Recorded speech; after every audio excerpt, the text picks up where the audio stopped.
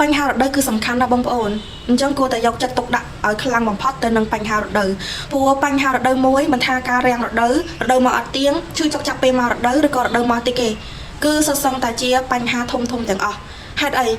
វាអត់មានជាផលរំខានឈឺអីធ្វើទុកអីទេប៉ុន្តែផលរំខានទៅនឹងសម្រស់បែបណាអ្នកដែលមានបញ្ហារដូវបែបហ្នឹងណាភាគច្រើនគឺសុខភាពរាងកាយរបស់គាត់អត់ល្អទេសុខភាពរាងកាយចុះខ្សោយអញ្ចឹងបាក់សម្រស់ឡើងមុនឡើងជាប់ឡើងអាចរុយអញ្ចឹងទៅធាត់ខុសពីធម្មតាស្គមខុសពីធម្មតាហើយអារម្មណ៍អត់ល្អ stress ស្មុគស្មាញមួម៉ៅគិតច្រើនតបប្រមល់ហ្មងគាត់តែបញ្ហារដូវនឹងមួយអ្វីដែលសំខាន់អាចប្រឈមនឹងការកើតមានរោគច្រើន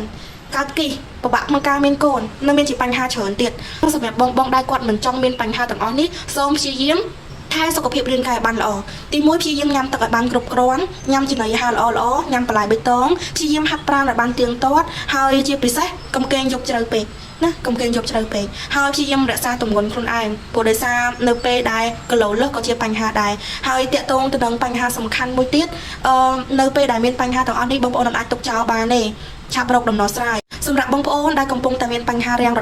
ដូវមកអត់ទៀងឈឺចុកចាប់ពេលមករដូវមកតិចរដូវមកអត់ល្អរដូវមកដំរដូវមករៀងកម្ៅធំក្លន់ស្អុយខុសពីធម្មតាពិបាកក្នុងការមានកូនឬក៏មានបញ្ហាគីបងប្អូនពិបាកក្នុងការរកដំណោះស្រាយច្រើនហើយនៅតែមិនបានផលបងប្អូនចង់ដឹងព័ត៌មានច្បាស់បងប្អូនអាចតាក់ទងមកខាងនាងខ្ញុំដើម្បីធ្វើការប្រឹក្សាយោបល់បានលេខ Telegram នាងខ្ញុំនៅខាងក្រោមអាចតាក់ទងចូលក្នុង page ក៏បានតាម Facebook តក៏បានឬក៏អាចតាក់ទងតាម Telegram ក៏បានអរគុណមានចម្ងល់អីបងប្អូនអាចសួរបន្ថែមបានណាអរគុណ